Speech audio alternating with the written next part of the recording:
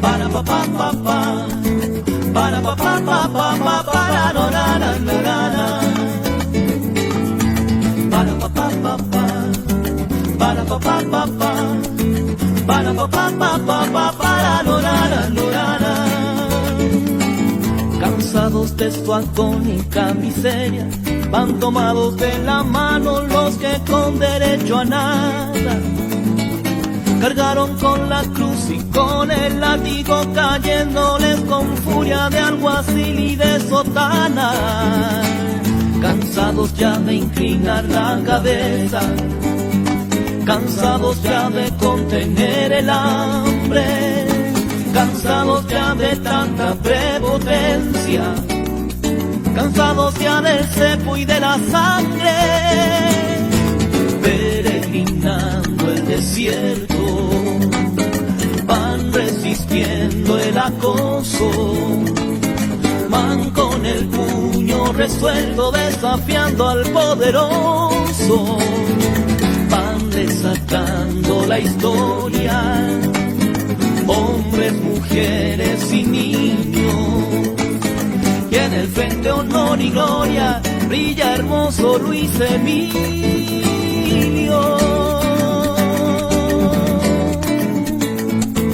Para pa pa pa pa pa, para lorara y lorara, para pa pa pa pa, para pa pa pa, para pa pa pa pa, para lorara y lorara. Cansados de guardar sacro silencio, van hermano con hermano por el fuego entrelazados, el fuego que proclama un tiempo inédito de libertad, justicia, paz de sueños realizados. Cansados de pedir ayuda al cielo, cansados de la espera impotente, cansados de llenar el saco ajeno, cansados de hacer rico aquel de siempre, peregrinando el desierto, van resistiendo el acoso, van con el puño resuelto desafiando al poderoso.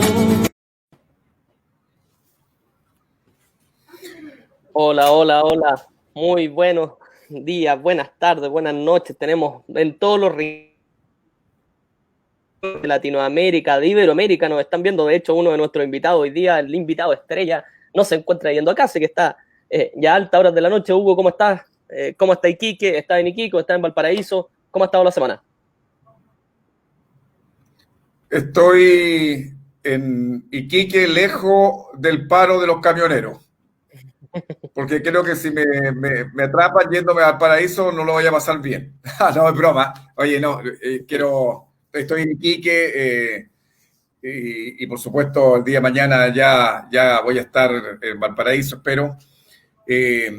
Han sido días muy congestionados y complejos en nuestro país. Efectivamente, el paro de camioneros complica mucho las cosas, pero creo que son parte de la historia que vamos a conversar más rato con nuestro invitado. Sí, nos están ya escribiendo, saludando desde Berlín. Leí ahí un saludo. Queremos obviamente agradecer. Este debe ser nuestro programa 10, 11, 12, no me acuerdo cuál es el número. Hemos pasado por tantos temas, Hugo, y ha sido tan fructífero en muchas temáticas que no se conversan generalmente: ley de medios, poder judicial en democracia, Fuerzas Armadas no deliberante, denuncias en la Armada y en el Ejército, por propios ex miembros de la Armada y el Ejército. Hemos hablado de comunismo o barbarie, hemos hablado de solidaridad internacional versus imperialismo. Bueno, y dentro de eso se va a marcar este nuevo programa que sin duda está dedicado a los próximos días. Se cumplen 50 años del triunfo popular. El 4 de septiembre, el triunfo del gobierno popular, del compañero Salvador Allende, y dentro de eso está marcado este programa especial, pero no podemos dejar de hablar de la contingencia, de qué es lo que está pasando, qué es lo que está pasando en Chile. Y en razón de eso, Hugo, te quería preguntar, Primero partamos con el 4 de septiembre. ¿Qué sensación te deja a ti un 4 de septiembre, un aniversario del gobierno popular? Que el 4 de septiembre además se ve, se conoce, se delibera, se decide tu situación en el Tribunal Constitucional. ¿Qué sabor de boca te deja esta extrañeza, digamos? Mira, como yo lo he dicho ya en otras ocasiones, al margen de que me destituyan o no el día 4 de septiembre, el gusto que voy a tener en la boca va a ser siempre un gusto agradable. Créeme que efectivamente el solo hecho de estar celebrando, de estar vivo celebrando 50 años del triunfo popular de Salvador Allende ya es un gran gusto, de verdad. Y saber que el triunfo popular de Salvador Allende mismo, sigue en la memoria de miles y miles, si no millones de chilenos y chilenas, que se sigue recordando en toda América Latina, el mundo entero. Es decir, la sola circunstancia de llegar a estos 50 años con un Salvador Allende siempre presente, siempre vigente, con esas 40 medidas que aún la ciudadanía recuerda, con el medio litro de leche, con tantas medidas que fueron tan significativas para nuestro pueblo, y que sin duda el pueblo aún las recuerda, aún tiene memoria de esos hechos. Entonces, te digo de verdad que al margen de la decisión que tome el Tribunal Constitucional este día viernes 4 de septiembre, para mí va a tener siempre un buen sabor. ¿Tá? La marraqueta va a ser siempre crujiente, porque créeme que la victoria de Salvador Allende está por encima de todas las pequeñeces que a uno le puedan pasar en la vida. Sin duda.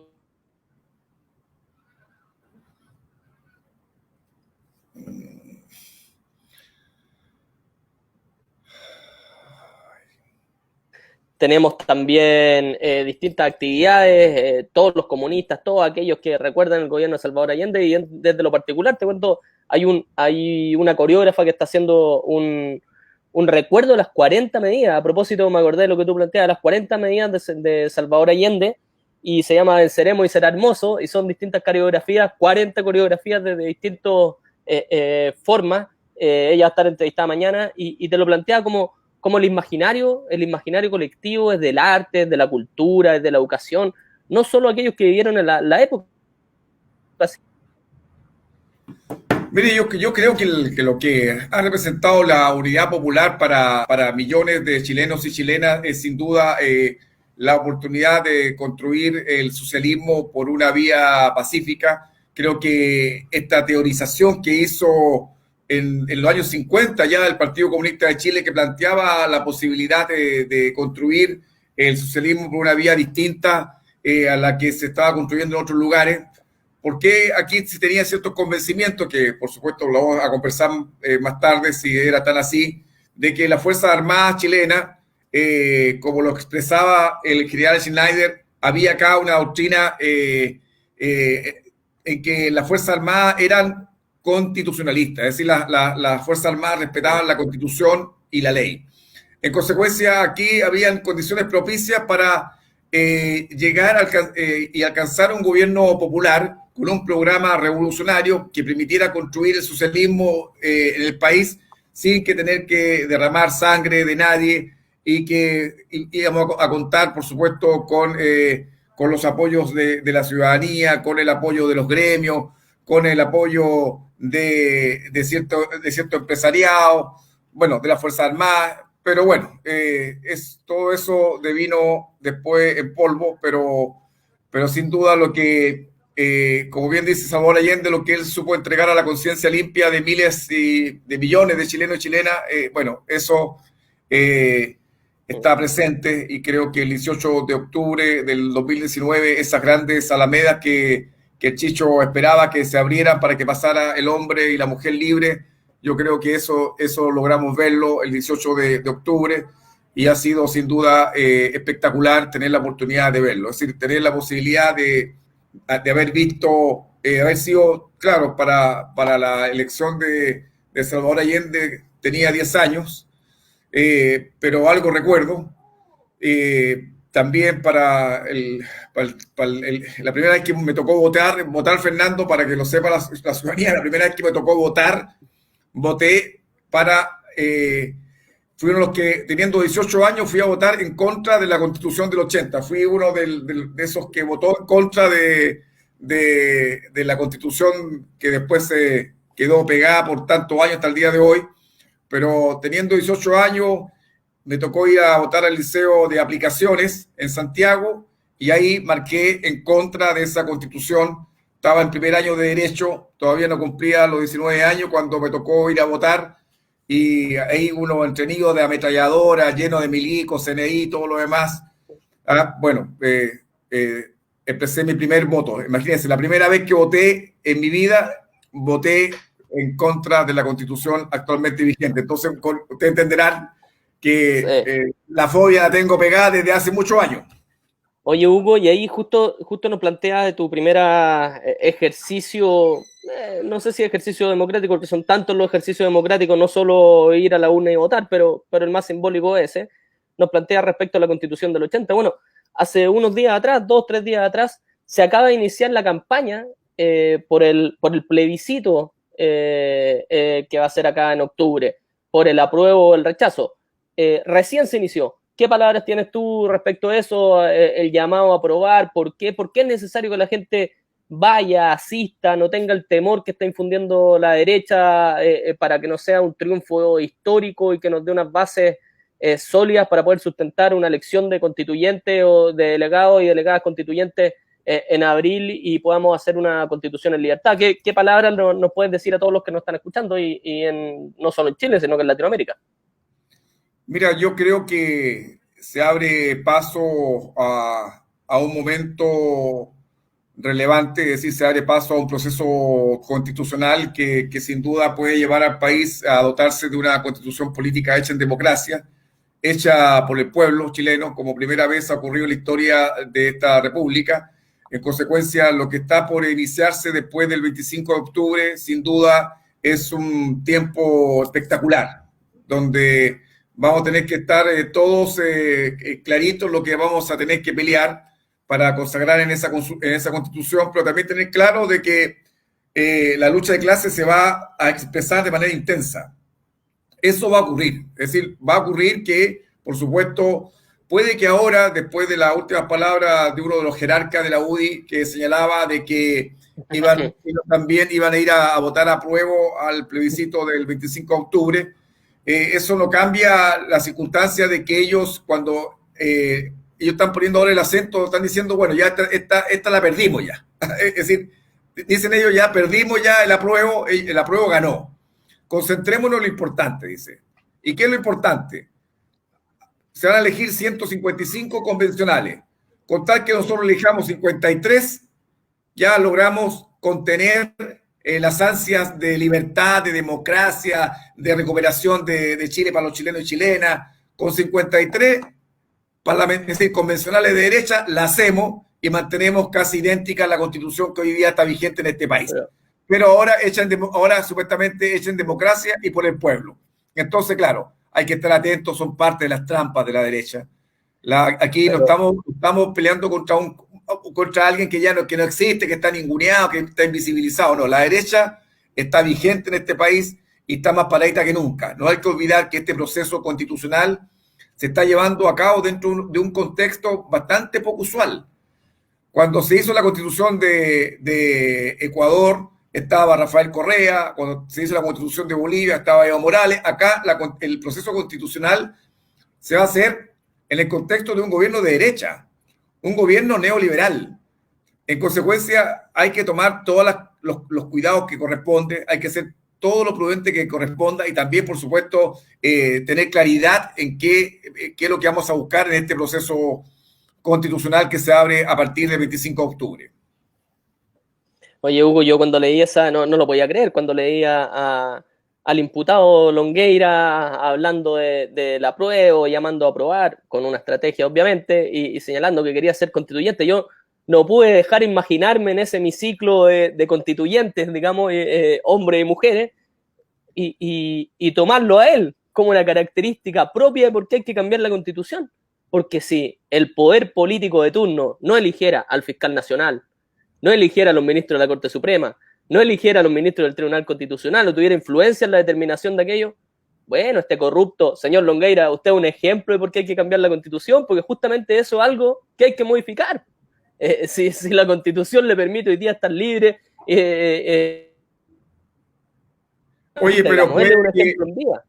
pero puede que Longueira vaya a ser convencional justamente para ir a defender la ley de pesca, porque uno no Es sabe probable.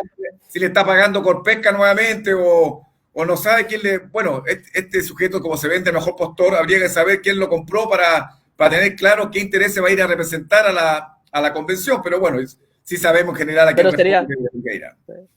pero sería muy interesante porque sería la caricatura justamente porque hay que cambiar esta constitución corrupta absolutamente. Oye, Hugo, bueno, entre lo que hablábamos del gobierno popular, el triunfo, el 4 de septiembre, hubo un actor preponderante, no sé si tan preponderante, pero sí que se ha utilizado históricamente como que gatilló gran parte de la crisis o la agudizó, un gremio manejado absolutamente por intereses de los grandes capitales o de los grandes terratenientes en Chile, que es el gremio de los camioneros.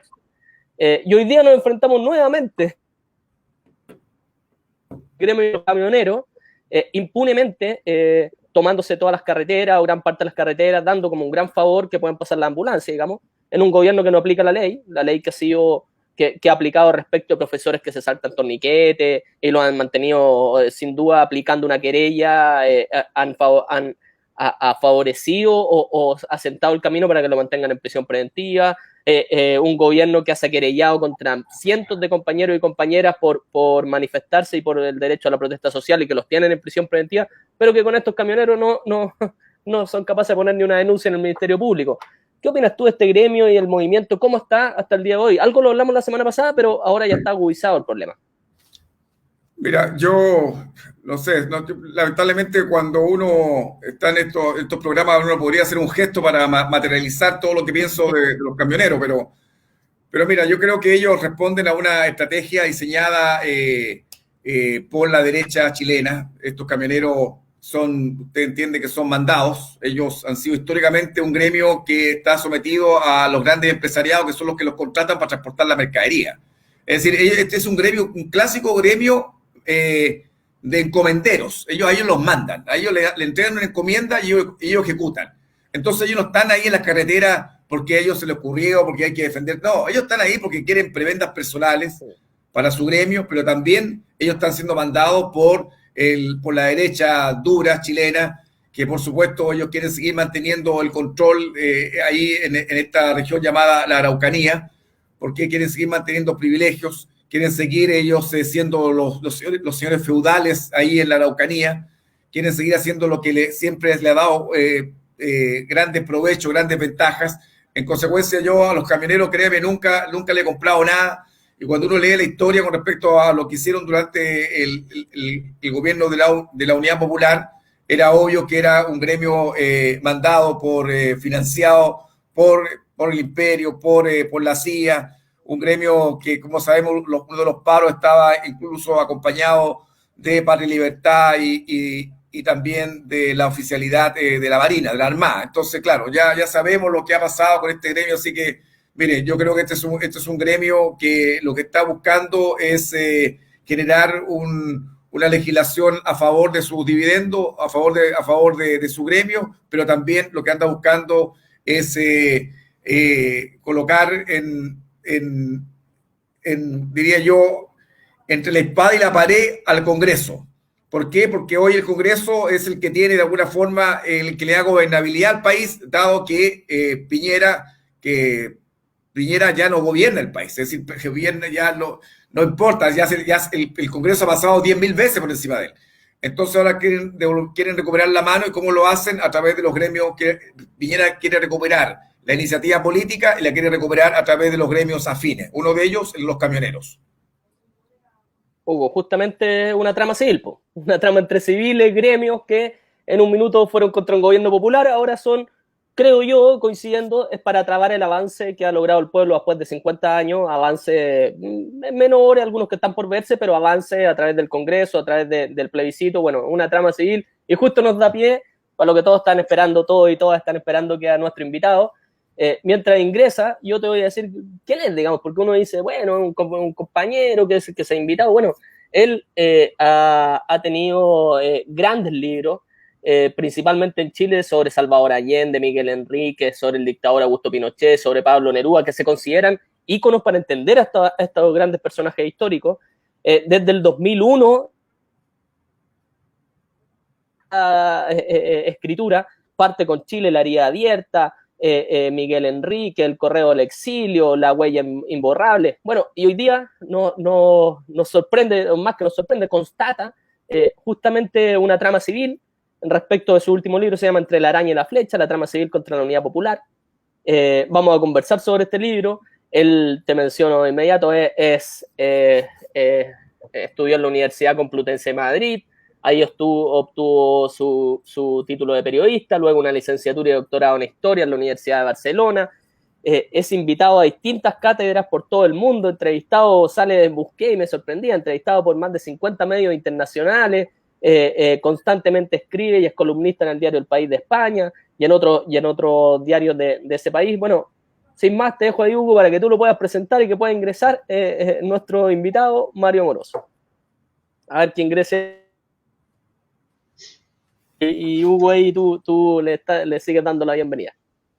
Hola Mario, qué gusto tenerte en este programa Barba Roja, un programa que ya llevamos algún tiempo y que hemos tenido la complicidad de cientos, si no miles de personas que escuchan este programa. Yo no sé qué le llamará la atención, pero será que las temáticas que abordamos siempre son temáticas que a veces no se escuchan en ningún lado, pero hemos tenido el gusto de que la gente nos vea, así que te agradecemos, Mario, que nos acompañes en este día, en un día que claro, estamos a puerta, es el último día de agosto, y estamos a puerta de entrar a un mes tan complejo como es el mes de septiembre en Chile, y es un mes de tantas cosas. El 4 de septiembre era el día en que se elegían los presidentes en Chile. Es el día en que se celebraban las glorias del ejército, pero también es el día en que ocurre el golpe de Estado, el día en que matan al general Prat. Es un mes tan lleno de paradojas como pareciera ser este país. Entonces, Mario, ya te presentó bien Fernando, yo te quiero presentar como un amigo con el que hemos compartido ya por muchos años. Y quiero, Mario, preguntarte, porque tú has escrito mucho sobre Chile, eres un periodista, un historiador. Mario, mira, ¿qué te lleva a interesarte en Chile? ¿Por qué Chile? ¿Por qué has escrito tanto sobre Chile? ¿Por qué te interesamos? ¿Qué has visto en este país con tantas tragedias y tantas paradojas que ha sido motivo de tu estudio? Y creo que después de ver muchos de tus libros, leerlos y haberte acompañado en muchos de ellos, ¿qué es lo que te ha interesado de Chile? ¿Por qué Chile? Bueno, gracias, Hugo, por la invitación al programa. Lástima que ayer me afeité, si no hoy también hubiera ido con una buena barba para acompañarnos también capilarmente, ¿no? Bueno, claro, lo que atrae es la figura de Salvador Allende, primero que nada, ¿no? A mí me impresionó mucho cuando era muy joven, tenía 22 años, y leí el último discurso del presidente Allende en un libro. Me impresionó mucho. Vengo de una familia de izquierdas, mi papá era comunista, igual que mi abuelo, y bueno, siempre hablé mucho de historia con mi padre, y en aquel momento yo militaba en las Juventudes Comunistas, después en el PC español, y viajé a Chile en el año 97 por primera vez.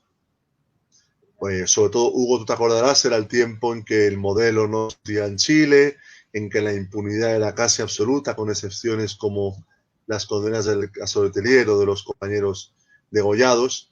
Y después volví el año 99 y ahí hice una gran cantidad de entrevistas. Seguí el caso Pinochet muy de cerca, yo vivía entonces en Barcelona y luego Madrid. Entrevisté a ti, por supuesto, Hugo, a Eduardo Contreras, a Carmen Herz, a Viviana Díaz, a una gran cantidad de personas del mundo de derechos humanos. Y bueno, fui también estrechando los lazos personal, los lazos de amistad, que son también muy importantes, qué duda cabe. Recuerdo que en mi primer viaje conocí a Tomás Mulián, a Jack Chonchol, a doña Tencha Busi, entrevisté a Gladys Marín, a Bolodia, a don Lucho Corbalán. Bueno, todo eso hace que desde hace ya mucho tiempo me sienta muy unido a Chile, leo la prensa chilena todos los días, estoy pendiente cuando vienen compañeros chilenos por Madrid. Tú, Hugo, te has quedado en mi casa hace ya mucho tiempo, conociste a mi familia. Y lo más atractivo para mí de la historia es lo que hablabais al principio, ¿no? El proyecto político de la Unidad Popular es singular en la historia del siglo XX.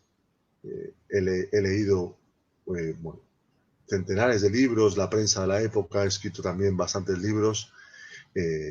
Ahora estaba estos días preparando un artículo para intentar publicarlo en algún diario de España con motivo del aniversario, y realmente es un proyecto político singular, muy interesante, atractivo.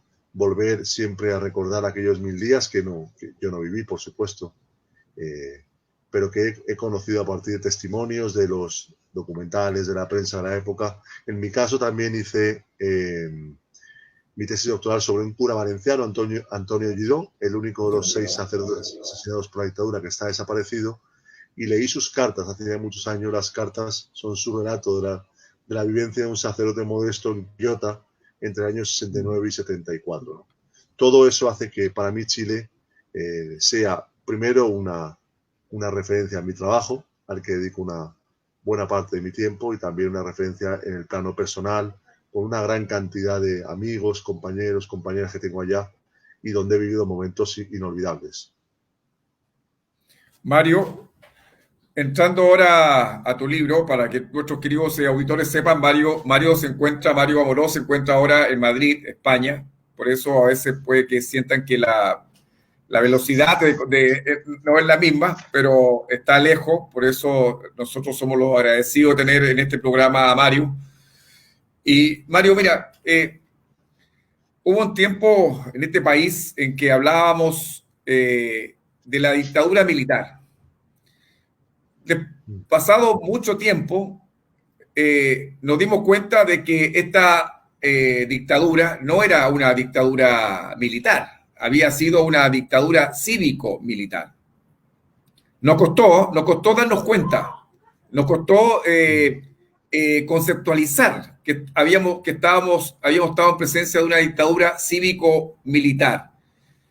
¿Por qué crees tú, a propósito justamente de tu libro La araña y la flecha, la trama civil contra la Unidad Popular, por qué crees tú que nos costó tanto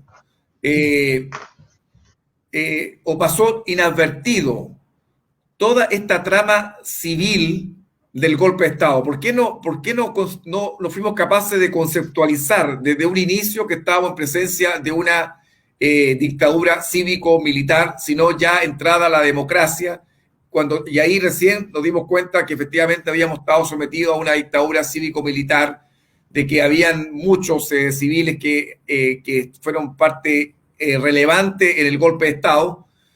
Y claro, en esta metáfora que tú haces entre la araña y la flecha, tú lo que estás diciendo entre patria y libertad y la democracia cristiana, ¿por qué crees tú que pasó tan inadvertido los civiles en esta dictadura en realidad?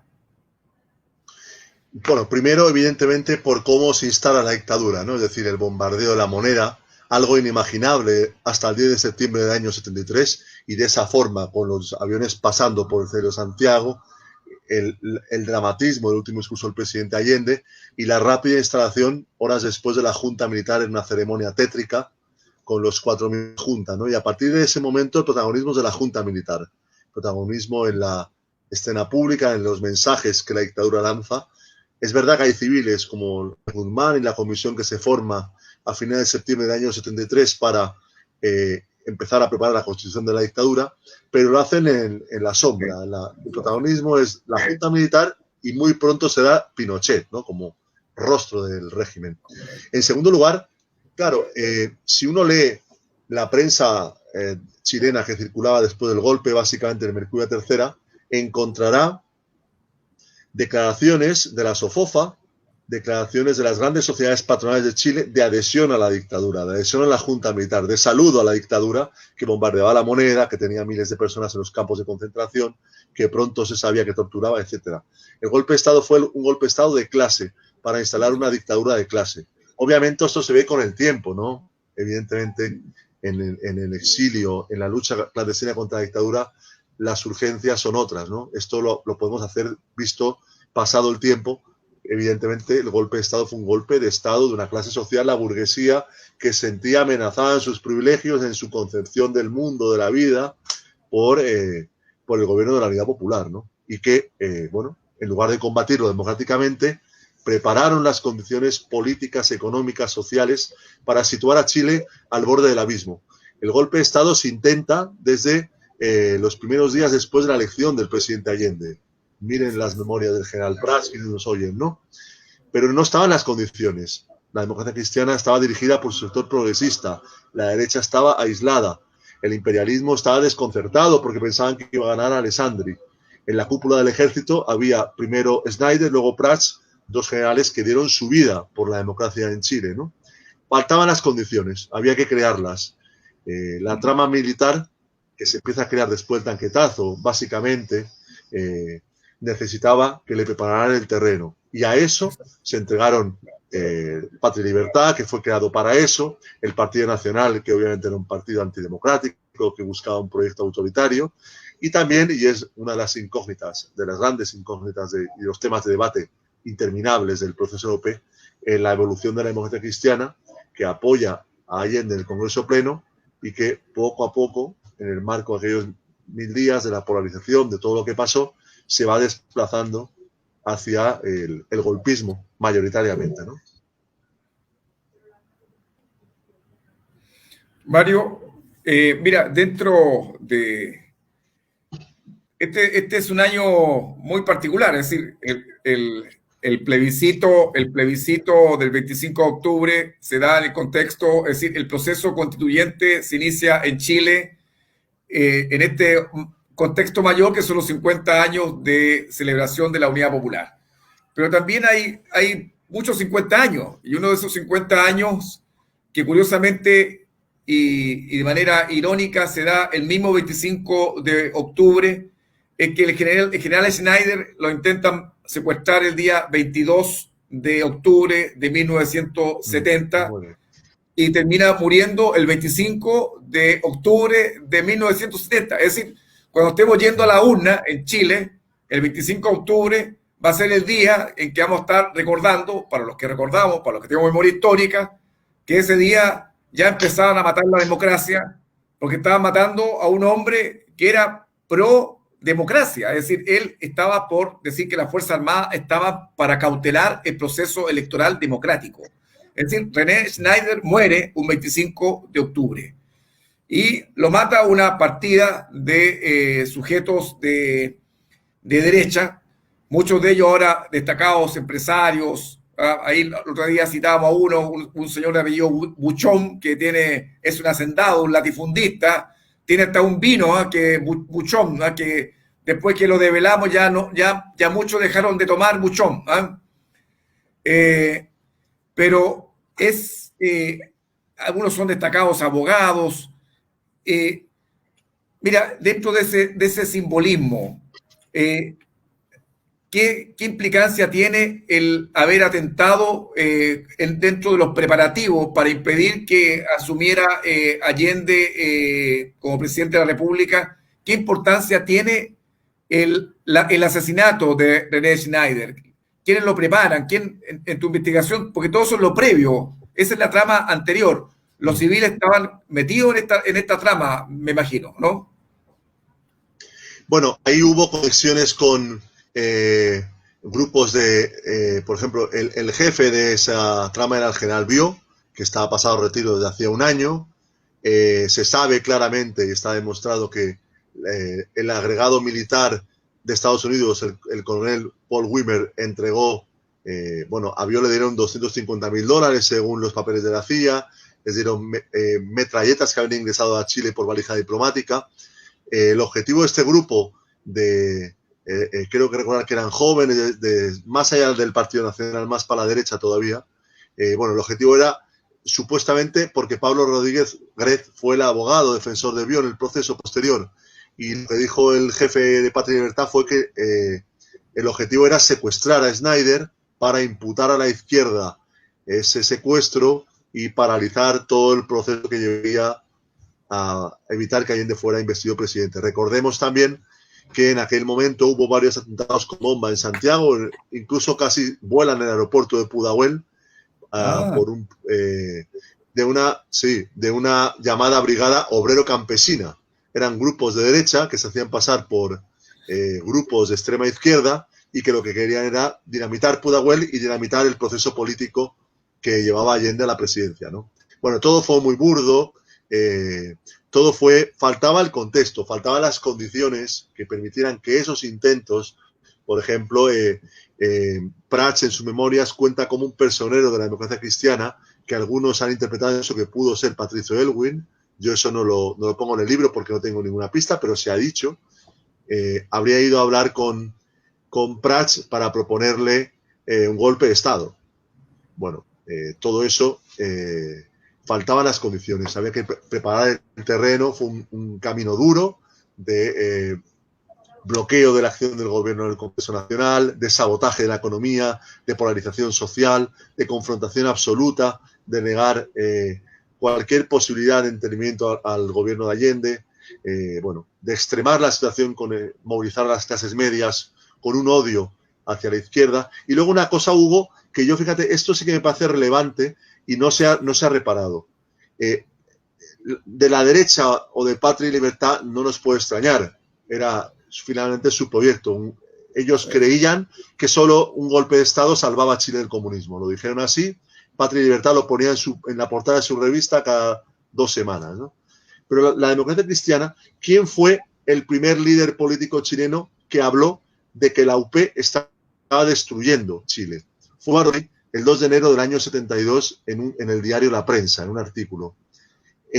La contribución de la democracia cristiana a dibujar el discurso que después tomará la dictadura para legitimarse es clarísima. Y eso lo he visto yo porque he leído todos los números de la revista de la democracia cristiana de la época, Política y Espíritu. He leído decenas, centenares de discursos de los dirigentes de la ADC. Ellos dijeron claramente desde el año 72 que la UP estaba destruyendo Chile, la economía, el país, que la UP iba a instalar una dictadura que acabaría con la democracia en Chile. Y ya en el año 73, sobre todo después del fracaso del tanquetazo, cuando los cordones industriales renacen después de un cierto tiempo de languidecer tras el paro de octubre, la democracia cristiana habla de un ejército dice que los cordones industriales estaban rodeando Santiago, cercando Santiago, que había armas y que allí estaba incubándose el ejército paralelo que sería para enfrentarse con el ejército para imponer la dictadura.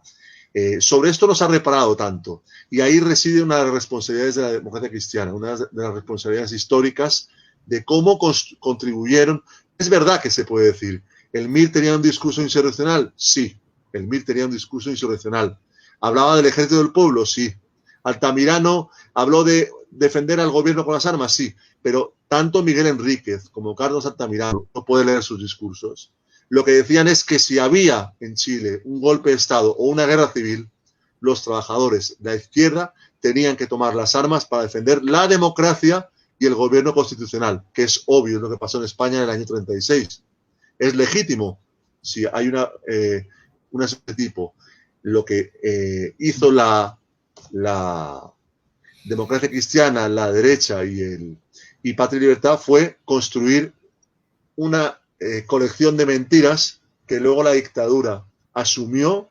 El bando número 5 del 11 de septiembre que declara derrocado al gobierno de la Unidad Popular es el discurso de Frey y Elwin, de Jarpa, de Pablo Rodríguez, el que está en ese bando número 5 de la Junta Militar. Discurso repetido durante el año 72 y 73, cada día en el Senado, en las marchas de operación, en las marchas de la oposición, en la prensa, cada día. Es el discurso que después asumirá la dictadura. Y eso es una responsabilidad muy, muy grave, sobre la que, por cierto, jamás la democracia cristiana ha hecho ninguna autocrítica. La izquierda constantemente, y el próximo fin de semana hay un nuevo seminario sobre la unidad popular, estamos reflexionando sobre los aciertos y los errores que los tuvo aquel gobierno, como todos, ¿no? Sus grandes aciertos. Pero la democracia cristiana quiere pasar de puntillas. No, le gusta dar lecciones morales sobre lo que ellos llaman los temas valóricos, acostumbran a sermonearnos sobre el valor de la democracia, pero quienes contribuyeron al fin de la democracia en Chile el año 73 y al sufrimiento de la inmensa mayoría de las familias chilenas y de las más humildes entre ellas, jamás han tenido una reflexión autocrítica sobre su papel. Sí, es muy cierto, efectivamente, lo que tú dices, Mario. A veces uno no repara en este detalle, que no es un detalle menor por lo demás. La falta de autocrítica de parte de la democracia cristiana y algunos otros partidos de centro que al final del día avalaron o posibilitaron el golpe de Estado y también lo cruento que fue.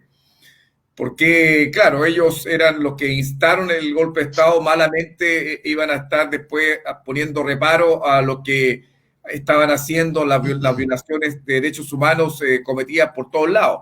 Más aún, se señalaba, incluso Mario, tú nos puedes aportar más antecedentes de que este encargado de la caravana de la muerte, Sergio Arellano Starr, era filo de fe, y que incluso hasta su hijo, Sergio Arellano, también formó parte del golpe de Estado. Esos antecedentes, me imagino que, no sé si tú los tienes dentro de la trama civil. Sí, dos cosas. Hugo, tú que junto con otros abogados como Edu Contreras, Carmen Herz y otros compañeros hiciste el trabajo fantástico con el caso Caravana de la Muerte. Frei estaba en La Serena cuando llega Arellano Starr en el Puma, en el helicóptero, ¿verdad? Frei conoce de primera mano lo que había pasado en La Serena. En su reunión de finales de septiembre del año 73, de octubre del año 73, la dirección de la democracia cristiana sabe lo que ha pasado en el norte con la Caravana de la Muerte. Sabe porque además Carmen Herz habla con Felipe Amunátegui y lo cuenta la Carmen en sus memorias y lo cuentan las actas de la democracia cristiana de aquel momento, que las he consultado en el archivo digital de Patricio Aylwin. Ellos sabían lo que había pasado en el norte. Eso no es propio de una dictadura que va a ser un periodo breve como ellos pensaban. Eso es propio de una dictadura terrorista que tiene un fin de primero exterminar al movimiento popular para luego instalar su proyecto. Y sobre lo otro, todos recordamos cuando el presidente Allende, después del llamamiento dramático del cardenal Silva Enrique del 16 de julio del año 73, Allende recibe a Aylwin en La Moneda el 30 de julio, fue la última vez, el último diálogo público entre el gobierno del presidente Allende y la dirección de la democracia cristiana. Antes de esa reunión, Aylwin recibe en privado a Sergio Arellano Iturriaga, abogado, militante de la democracia cristiana, hijo de uno de los dos principales conspiradores dentro del ejército para preparar el golpe, junto con Bonilla, y Arellano, que había sido edecán del presidente Frei en su periodo presidencial. Y lo que le plantea Aylwin Arellano es en qué están las Fuerzas Armadas. Aylwin podía haber conversado con el general Prats, pero no llama a Prats, llama al hijo de uno de los conspiradores en el ejército, que le pone al corriente del famoso memorándum que encontró Mónica González hace más de 20 años, del llamado Comité de los 15. Arellano Iturriaga fue uno de los dos únicos civiles, junto con Federico Willoughby, estuvo en el Ministerio de Defensa durante el 11 de septiembre del año 73. El hijo del general Arellano Stark, militante de la democracia cristiana. Todos los detalles contextualizados en el relato de lo que iba pasando es lo que nos llevan a pensar que hay una tarea pendiente importante por parte de la ADC. Entonces, sin querer, motivando a todos los queridos auditores a que lean tu libro, porque efectivamente lo que nosotros queremos es motivar también a leer el libro de Mario Amorós, Entre la araña y la flecha. Todos estos datos están en tu libro, ¿no, Mario? Todo esto lo cuentas tú más profusamente. Claro. Ahí, ¿no? Claro. Y yo creo que además una de las cosas del libro es que la principal fuente documental, que es nueva, es los archivos de la ADC. hace unos 3 años se subió a internet el archivo de Patricio Aylwin por parte de su familia. Es un archivo fantástico para consultar, muy bien ordenado. He leído centenares de documentos, todo el periodo de la UP lo he leído. Ahí hay cartas de Aylwin a los dirigentes de la Democracia Cristiana Internacional, que ese es otro tema. En aquel tiempo existía la Internacional de la Democracia Cristiana, la Unión Mundial de la Democracia Cristiana, que condenó el golpe de Estado en Chile, golpe que apoyó la dirección de la ADC, y que se avergonzó del papel, y así se lo dijo a los enviados de Aylwin, que había jugado la ADC en Chile. Mariano Rumor, a quien Freire dirigía aquella carta famosa del 8 de noviembre del año 73, que era el presidente de la Unión Mundial de la Democracia Cristiana, le sentía vergüenza de la entrevista de Freire al diario ABC de Madrid, cuyo titular fue "Los militares han salvado a Chile", y que se avergonzaba en general del papel que había jugado la ADC en Chile. Rumor estuvo en Santiago de Chile el año 71 y el presidente Allende le recibió en La Moneda, ¿no? Hay una gran cantidad de documentación nueva, las cartas después del golpe de Aylwin a los dirigentes internacionales de la ADC, la correspondencia, Leighton, y el que sí se conocía, pero por ejemplo, las cartas durísimas de Gabriel Valdés a Patricio Aylwin, donde le reprocha la actitud de la dirección de la ADC, ¿no? Y sobre todo las actas de las reuniones de la Democracia Cristiana posteriores al golpe de Estado. Actas que hasta hace poco no se podían consultar y que ahora están libres en Internet, que son muy interesantes, porque ahí también vemos las voces de don Bernardo Leighton, Radomiro Tomic, y otros dirigentes que fueron partidarios de rechazar la dictadura desde el primer momento, e incluso en su declaración, aquella de los 13, de rendir tributo a la memoria del presidente Allende. Mario, tenemos claro, lo que es importante, la trama civil. Yo acá siempre he tenido ciertas obsesiones. Una de esas es con todo el rol que cumplió la Armada chilena en el golpe de Estado. Siempre he tenido la visión de que la Armada chilena no es los monigotes de la oligarquía, sino que por el contrario, la Armada chilena es la oligarquía misma en armas, ¿verdad? Que son los que han estado a lo largo de la historia, han estado siempre propiciando los golpes de Estado en contra de la democracia y en favor de los intereses de la oligarquía. Y yo no sé si tú lograste visualizar o encontrar ahí la Cofradía Náutica, que era un grupo que se formó ya a fines de los años 60 y que tenía como propósito justamente planificar el golpe. Sí, hablo mucho de eso. Se crea en el año 68 y es la gente que revolotea en torno de Merino y Agustín Edwards, ¿no? Tuvieron un rol clave en la articulación del golpe. Hay una gran cantidad de detalles al respecto. Sobre la Armada, Hugo, te recomiendo que entrevistéis otro día a un historiador chileno que vive en Bélgica, Jorge Magasic, que es el autor del libro Los que dijeron no. Es una gran historia sobre los marinos antigolpistas. Y Jorge además ha estudiado la historia de la Armada en Chile, los episodios de la sublevación de la escuadra del año 31, quiero recordar, todo el papel de la Armada en la historia de Chile.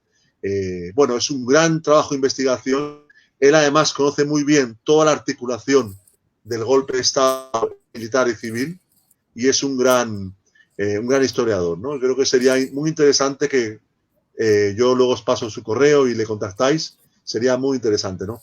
Entonces, todo lo de los empresarios también es súper llamativo, ¿no? Porque uno ve otra de las, tú además como abogado destacado de derechos humanos, otra de las fuentes del libro es el sumario que instruyó el ministro Mario Carroza a partir de la querella de las agrupaciones de familiares, ¿no? Por la responsabilidad de los civiles en el golpe. Ahí leí las declaraciones de Agustín Edwards ante el ministro Carroza, de Orlando Sáenz, por ejemplo. Orlando Sáenz niega prácticamente todo lo contado en otros libros. Cuando, imagínate, en Viña del Mar, septiembre del año 71, los empresarios hacen un evento social, aparentemente declarar la guerra al gobierno constitucional de Chile, se declaran en guerra y crean una estructura de guerra. Por eso digo que es un golpe de Estado de clase, de esta gente que cree en la democracia cuando son ellos los que ganan.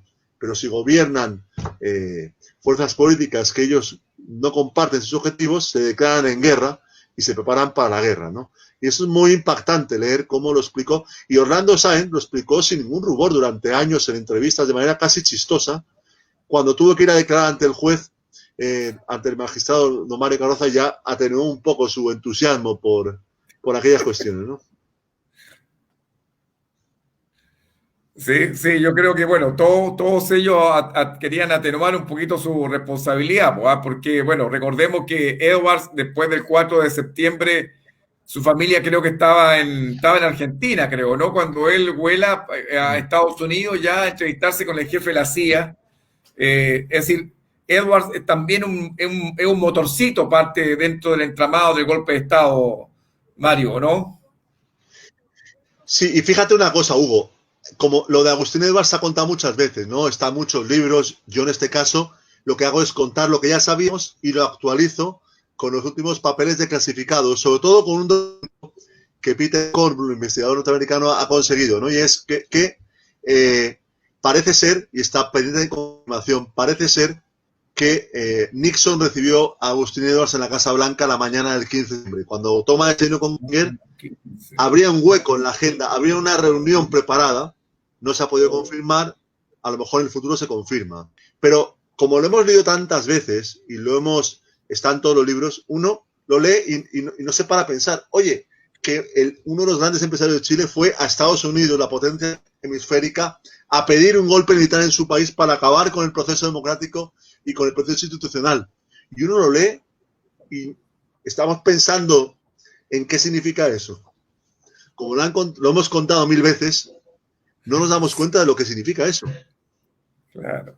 Es algo impactante, es decir, ir a Estados Unidos, dar información sobre el alto mando de las fuerzas. Estuvieron interrogándole, según los últimos desclasificados, la CIA interrogó durante días a Agustín Edwards, preguntándole, bueno, ¿y en Carabineros con quién contamos? Pues con tal oficial. ¿Y en el Ejército cómo está la cosa? Pues esto y esto y esto. Agustín Edwards, que era un hombre, evidentemente, muy bien informado, dando toda la información de inteligencia a los gringos para que acabaran con la democracia en Chile. Entonces esto uno lo lee y lo ve como natural, pero es una barbaridad. Otro sector, por ejemplo, el diario El Mercurio, claro, si la DC no ha dicho ni mu, el diario El Mercurio, por supuesto, tampoco ha dicho nada, ¿no? Fernando, ¿alguna consulta, pregunta para no monopolizar la entrevista? Sí, no, es que es tan interesante lo que plantea Mario, porque además tiene la perspectiva de que puede analizar en España los civiles también, cómo se han asumido. Acá nos plantea una disyuntiva que Hugo, tú lo planteas desde el inicio, de por qué no nos dimos cuenta, por qué no presentamos derechamente esta relación cívico-militar, muy probablemente desde la transición, desde antes de la transición, desde el acuerdo del pacto de mantener muy probablemente un secretismo y no llevarnos adelante. Ahí, Mario, yo te quería preguntar, hemos hablado de la ADC, hemos hablado de su rol histórico respecto de Frey, sus comunicados desde el minuto 1, desde sus diarios, pero un poquito más de algo que uno presume, que uno cree que entiende, pero bueno, del rol de los civiles que están ahí con la arañita. Uno conoce, pero a veces siempre es bueno darle un poquito más. Como decía Hugo, hemos hablado de algunos personajes específicos en este programa, pero ¿qué rol le das tú específico más allá del primer minuto? Ya hablaste algo de un atentado ahí en el aeropuerto de Pudahuel, pero ¿qué relación más le das sobre todo en la última etapa del gobierno popular, en los últimos 1000 días? ¿Qué rol le das ahí los civiles que estaban en Patria y Libertad? Bueno, Patria y Libertad, todos sabemos lo que fue, ¿verdad? Yo vi hace un año la película Andrés Wood, Araña, que me gustó mucho, por tanto esa película le pone imágenes a la historia, ¿no? Es un dato creo que muy bien fundamentado históricamente. Leí en la Biblioteca del Congreso Nacional todos los números de la revista de Patria y Libertad, que están microfilmados, cualquiera los quiera ver. Es un discurso político insoportable, porque oye, copiaban las consignas de la España franquista. Entonces, si decían Chile, una grande y libre, como la España de la dictadura de Franco, ¿no? Era un discurso insoportable, nacionalista, fascista, con esa estética que hemos visto en la batalla de Chile, ¿verdad? O en los documentales que hay bajo el signo de la araña, que está en YouTube. Una estética fascista, paramilitar, un instrumento de provocación, de aceleración de la confrontación. Pero fíjate que ahí es interesante. ¿Quién es el primer sector político que plantea la creación de la CODE, de la Confederación de la Democracia, para el escenario político del año 72-73? Patria y Libertad, febrero del año 72. Lo plantean en su revista, es necesario un frente político de toda la oposición. Están pensando ya en la CODE. Patria y Libertad llama a participar en la Marcha de la Democracia de abril del año 72, en la que el único orador fue el senador y presidente del Senado entonces, Patricio Elwin Azócar.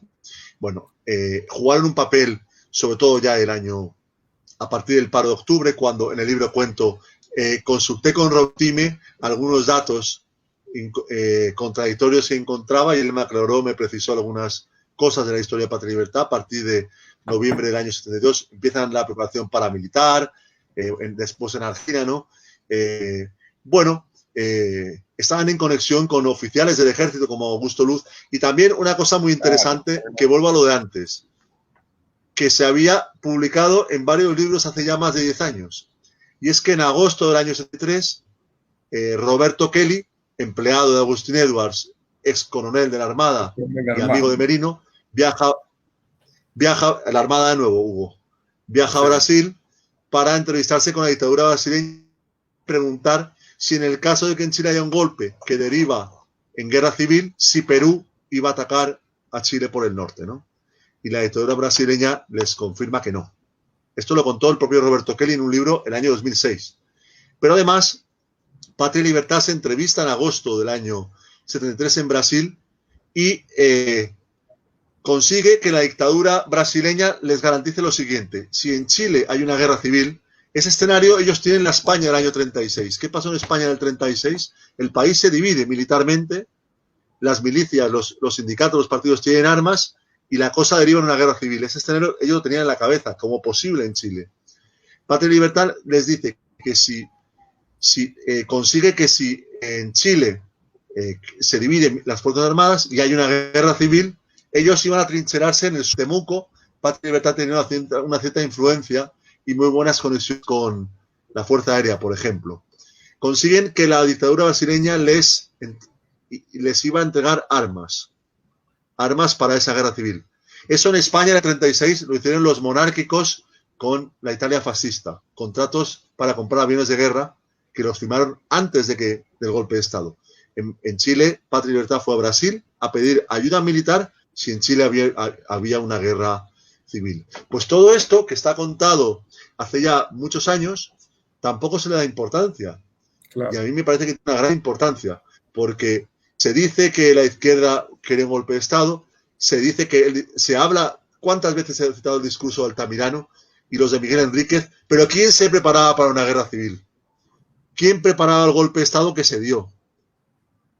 Los militares, Patria y Libertad, que eran parte de la trama civil, ¿no? Entonces, a veces no reparamos, yo creo, y yo me incluyo, no reparamos en la trascendencia de este tipo de cosas que ha hecho un sector político y social del país, la burguesía, y aquí traigo a la cabeza este libro de Eric Hobsbawm, contiene 2 artículos del gran historiador británico sobre Chile, escritos después del golpe de Estado, ¿no?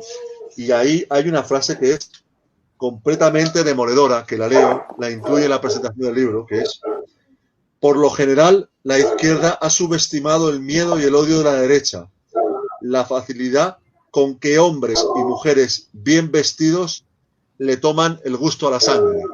Esto lo escribió 2 semanas después del golpe de Estado el mayor historiador del siglo XX, ¿no?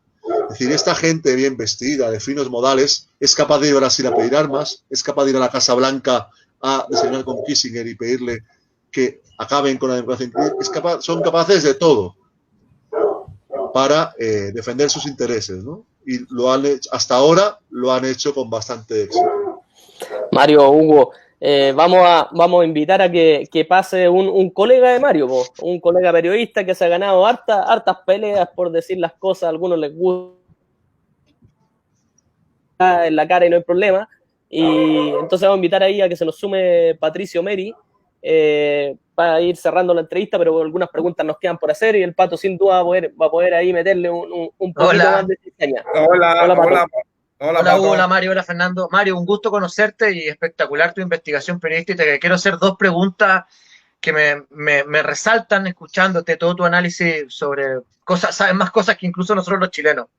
La primera pregunta que me gustaría hacerte, Mario, es, dentro de la Central de Inteligencia Americana, ¿crees que existió un plan para infiltrar a los partidos de izquierda?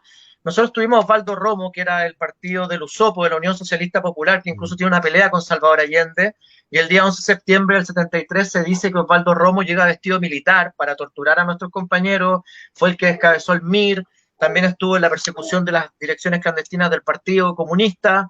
¿Crees que la CIA tenía un plan de infiltración con los grupos de izquierda y podría mantenerlo hasta el día de hoy? Esa es la primera pregunta. No sé si quieres la comentamos y después te hago la segunda. La comentamos. Bueno, primero, sobre eso, yo no he reparado en los papeles clasificados que yo he leído y en los trabajos de Peter Kornbluh, que es la persona que más ha aportado a esto. No lo he leído, pero recuerdo un libro de Carlos Basso, un periodista chileno del sur de Chile, que creo recordar que se titula La CIA en Chile, que habla de eso.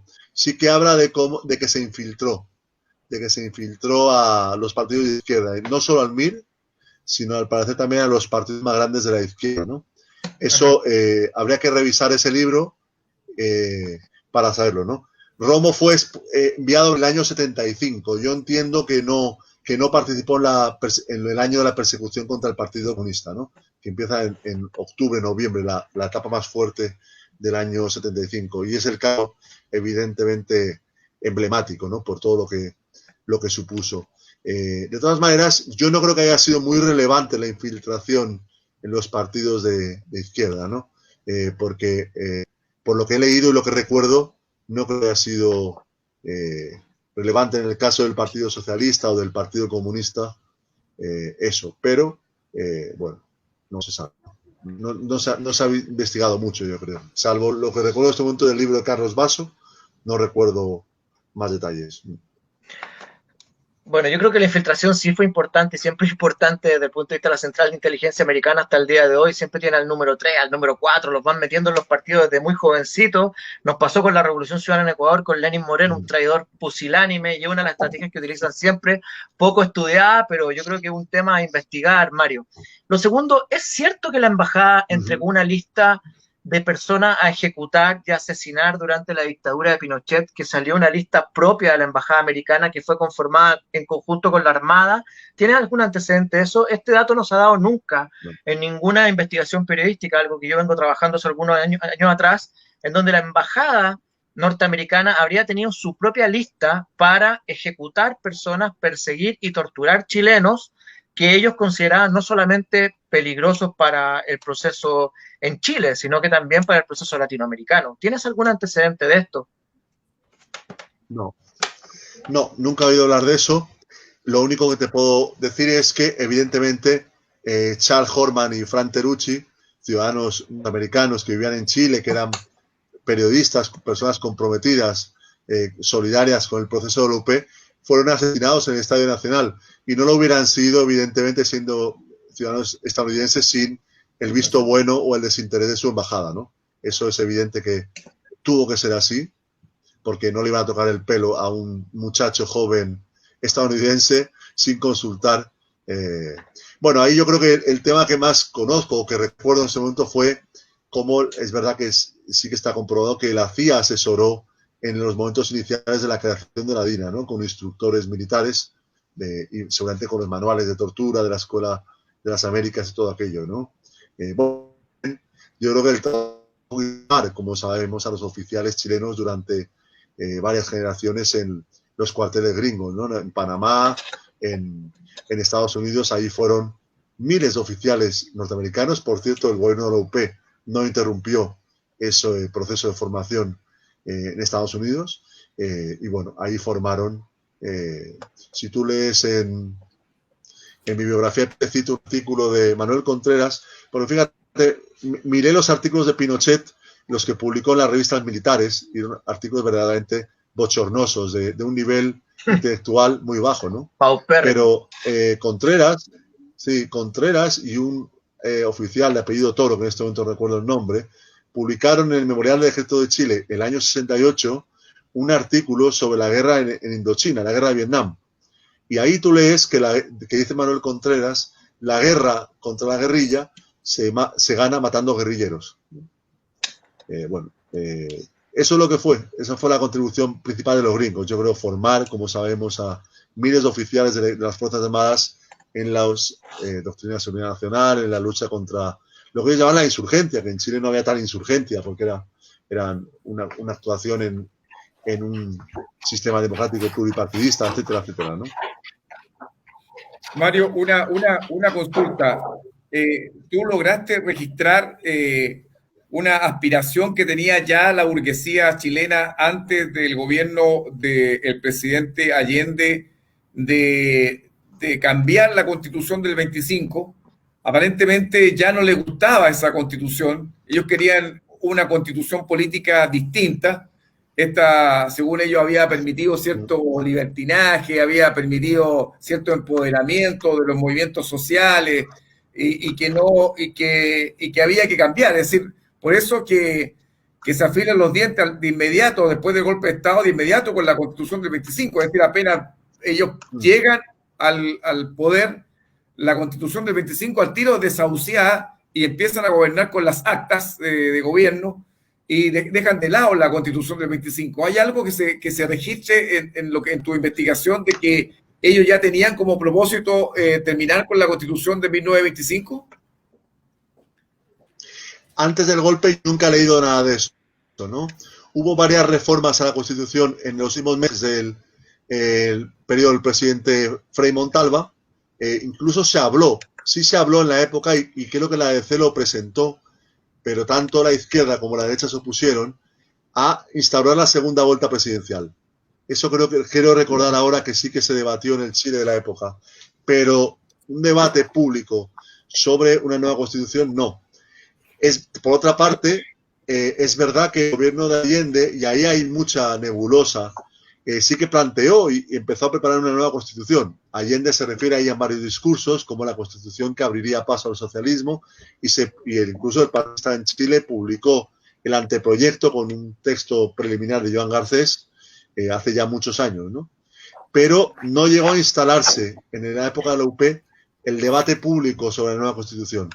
La izquierda, la UP y el gobierno lo preparaban, pero el debate público era el área de propiedad social, era uno de los grandes debates, ¿no? La reforma agraria, en fin, no hubo un debate público abierto, ni siquiera una confrontación desde la oposición al respecto, ¿no? Porque ellos creían que tumbarían, como tumbaron el proyecto de la Cámara Única en el año 71, como tumbaron los tribunales vecinales al principio del gobierno, simplemente con la mayoría parlamentaria harían imposible que eso fuera adelante. Mario, yo quería... Pregunta, don Fernando, pregunta. Okay, quería tú planteaste desde el inicio cómo llegaste, de hecho, a hablar tanto de Chile y escribir tanto de Chile. Tu tesis doctoral es sobre justamente el sacerdote asesinado, digamos. Pero nos hablaste de que te encantó la figura de Allende. Vamos a celebrar el 4 los 50 años de la elección, del triunfo del gobierno popular, el compañero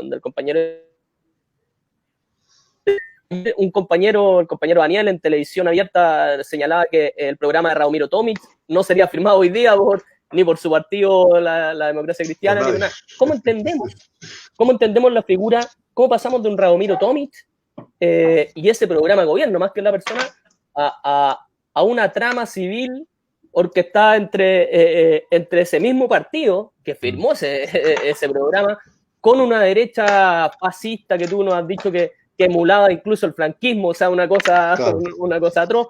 ¿Cómo entendemos esa progresión? ¿Cuál es la importancia del rol de Allende? ¿A qué temían? ¿Por qué llegamos a esa progresión desde un programa que hoy día es revolucionario, un programa de Tomic, digamos, que no están ni cerca de firmarlo, a ser una derecha fascista absoluta? ¿Cómo lo entiende ahí con la figura de Allende? Bueno, es una de las grandes incógnitas del periodo de la UP y es un debate inacabable, ¿no? Porque obviamente uno da sus opiniones fundamentadas, pero certezas no hay, no es una cuestión matemática, ¿no? Recordemos que la ADC, a partir de en los años 60, yo tengo por acá, en estas estanterías de acá, un libro de Orlando Millas, hablando de la unidad, la confluencia entre los cristianos y la izquierda a principios de los 60.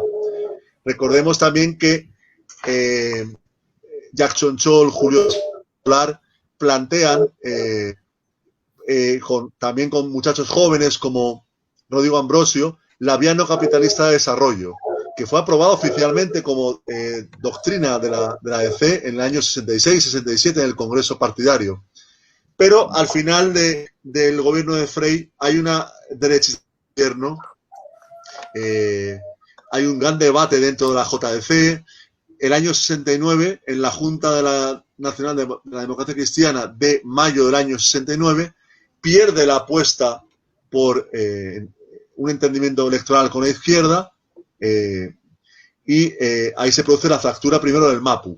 Se crea en mayo del 69, y sin embargo, a pesar de que esos sectores progresistas pierden, es Radomiro Tomic quien gana la candidatura presidencial de la ADC. Por lo que he leído, todos veían en la ADC como que Tomic era el candidato natural del año 70. Y Tomic lanza su candidatura y, ojo, siempre lo defenderá durante el gobierno de la UP y siempre lo dirá después del golpe, con la idea de la unidad social y política del pueblo. Recordemos la famosa frase de Lucho Corbalán de con Tomic, ¿no? Bueno, ese era el clima de la época, ¿no? La ADC, que para un sector de la izquierda, el más radicalizado, no el Partido Comunista, pero otros más, era un instrumento de la burguesía sin matices y un títere del imperialismo, bueno, fue capaz de sacar una candidatura muy avanzada, como tú decías, Fernando, que con un programa que coincidía con el de la UP en muchas cosas, y sobre todo, no solo eso, jóvenes demócratas cristianos festejaron la noche del 4 de septiembre junto a las masas de la Unidad Popular la victoria de Allende.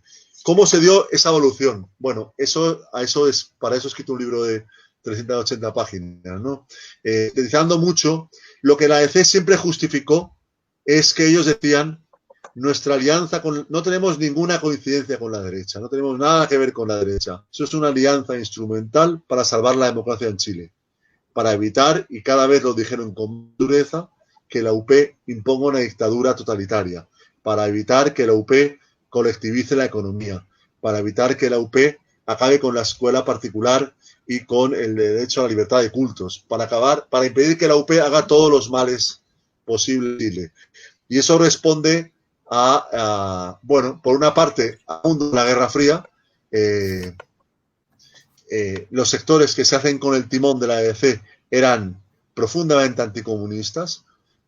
Elwin, Frei era amigo personal de allá hasta el año 64, veraneaba en Algarrobo con sus familias, creo que tenía una relación muy cordial con doña Tencha Bussi, pero mientras Allende y él eran compañeros en el Senado. A partir de esa campaña tan terrible del año 64 contra Allende y contra la UP, las aguas entre ellos hay un abismo personal que será creciente. Bueno, ahí el testimonio de Gabriel Valdés es muy interesante. Primero, de octubre del año 70, cuando a su casa Frei y Allende conversan, cuenta Gabriel Valdés en sus memorias, cuenta cómo es el diálogo entre ellos, y después cuando Gabriel Valdés vuelve a Chile en julio del año 73, él estaba trabajando en Naciones Unidas, vuelve y se encuentra con una ADC que es partidaria del Estado, con una mayor parte de la ADC que habla de que nos van a llamar, volverán a entregarnos el mando del país los militares después del golpe. No es menor que en un contexto internacional que la CIA financió la democracia cristiana desde el año 62 hasta el año 74. ¿Para qué lo financiaron, no? Y sobre todo, y aquí vuelvo a un poco lo que decía Patricio, y gracias a Peter Kohn lo sabemos, ¿no? Cómo Kissinger ordena en junio del año 74 liquidar la cuenta pendiente en Chile, pagar los últimos dólares que se debían por los últimos meses, ¿no? Es una pelea ideológica entre ese sector de la EC que se consideraba una alternativa a la izquierda marxista y al capitalismo, también decían, y que son capaces de hablar del socialismo comunitario. Fue uno de los grandes temas, fue la propuesta doctrinaria de la EC en el tiempo de la UP. Ellos defendían el socialismo doctrinario y el socialismo bueno, a diferencia del socialismo marxista de la UP, que era el socialismo estatista, colectivista, que aplastaría la libertad, que acabaría en el partido único, etcétera, etcétera, etcétera. Todo eso, ¿para qué sirvió? Sirvió para que el 11 de septiembre, bueno, pasara lo que pasó. Oye, Mario, bueno, yo no sé, ¿tienes otra pregunta, Patricio? Bueno, es para estrujar a este invitado, pero sí, sabiendo la hora sí. que en Europa, yo quiero respetar sus sueños también, porque acá son las 12:20 Sí, de la madrugada, ¿no? 0:20, bueno. No, mira, Oye, Mario, sí, otro de los mitos que hay en la historia de Chile, que es muy interesante por el análisis que tú haces, yo creo que, insisto, creo que hay más información afuera que adentro de Chile, porque tu análisis es muy, muy puntiagudo. El mito de que Agustín Edwards viaja a reunirse con Henry Kissinger y Richard Nixon muy cerca a que Allende asuma el gobierno, pero ellos lo dan como el puntapié inicial de esta operación de la CIA, insisto, de la Central de Inteligencia Americana para votar a Allende. Pero hay un proceso anterior, que es el asesinato del comandante en jefe del ejército René Schneider, en donde participa Patria Libertad y la Central de Inteligencia Americana. ¿Quiere decir que la CIA ya tenía contactos con la derecha de Patria Libertad y con Agustín Edwards, o son procesos en paralelo? ¿Cómo estaban trabajando ambos procesos para evitar que Allende asumiera el poder y para empezar a desestabilizarlo desde el día 1, con los camioneros, con las huelgas, con todo un plan maligno, con la Armada y todos los personajes que estamos enfrentando el día de hoy en Chile de nuevo? Pero mi pregunta es, ¿crees que estas dos operaciones, el asesinato de Schneider y el viaje o supuesto viaje de Edwards, Agustín Edward Hisman, a Washington para reunirse con Nixon y Kissinger, fueron operaciones paralelos o estaban parte del mismo plan? Bueno, en gran parte ya hablamos de eso, ¿no? Sí. ¿Qué diría de nuevo? Bueno, Patria y Libertad se funda, lo funda Pablo Rodríguez una semana después de la victoria de Allende. Hay una serie de actos públicos, los teatros en un par de teatros de Las Condes y tal, y llegan miles de personas, porque Pablo Rodríguez, noche de elecciones, aparece en un foro, en un panel televisivo, y deslumbra a la derecha por su réplica, ¿no? Decían que era muy joven y gustó mucho a la gente de derecha, lógicamente, claro, y bueno, el tipo queda, en esos días tiene un gran protagonismo, y él lanza el movimiento nacionalista Patria y Libertad, que después de que asuma Allende, supuestamente se disuelve y reaparece en marzo del 71 con el Frente Nacionalista Patria y Libertad. Bueno, Pablo Rodríguez viajó a Estados Unidos en el año 72 y me dijo Roberto Tieme que sin informar a los otros miembros de la dirección del movimiento, ¿no? Y yo creo que los vínculos de Agustín Edwards con la CIA deben ser históricos, ¿no? No recuerdo ahora el texto, pero se dice que es uno de los agentes, lo llaman así, más destacados de la CIA en el Cono Sur.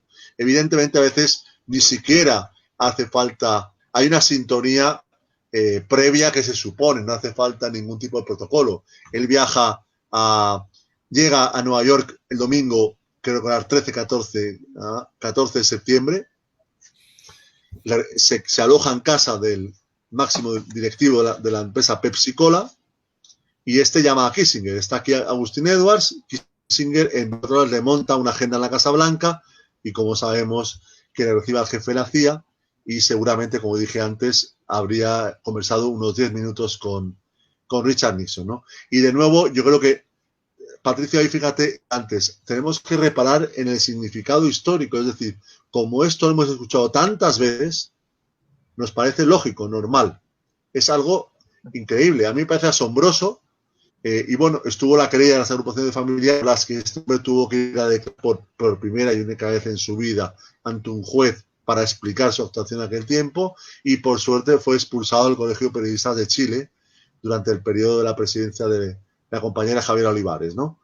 Bueno, esa fue la única sanción que este tipo recibió en vida por haberse atrevido a hacer esto que estaba buscando, ¿no?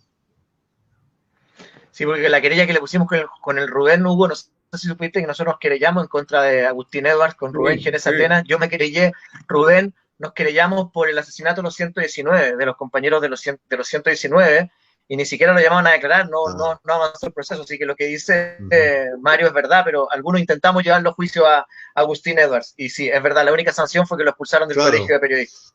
Brutal. Oye, Mario, una consulta, mira.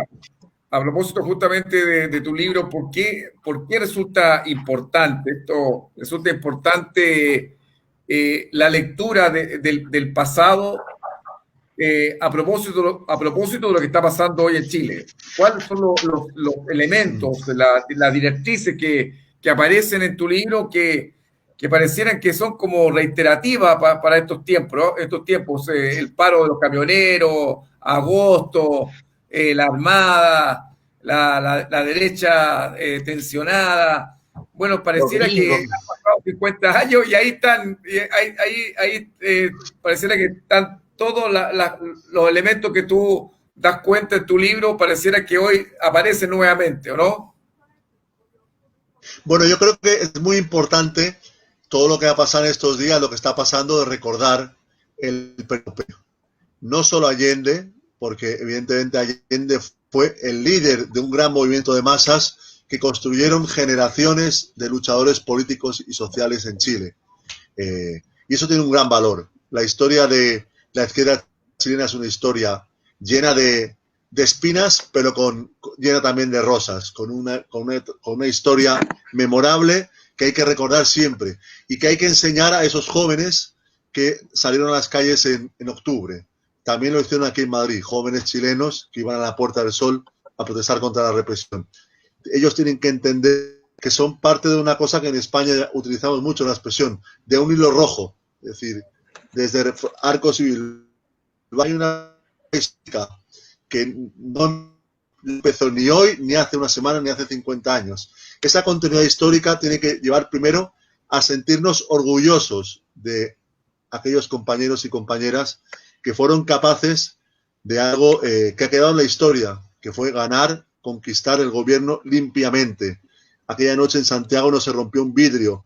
Nadie de la UP insultó a nadie, ni pegó a nadie, ni agredió a nadie. Fue una celebración pura en una noche llena de estrellas en la Alameda. Es importante recordarlo porque, como sabéis mejor que yo, durante décadas se ha denostado a la UP, se ha denostado a Allende, todo tipo de propagandas.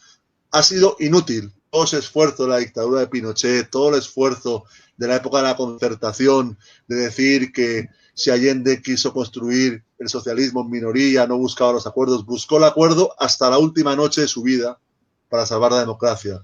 Fue capaz de renunciar, como seguramente hubiera pasado, a perder la presidencia de la República democráticamente a cambio de salvar la democracia y de evitar el derramamiento de sangre en su país. Hay que reivindicar el honor de la unidad popular y aprender las lecciones. La historia nos enseña que en Chile es implacable, como lo es en España y en otras partes del mundo. Es implacable.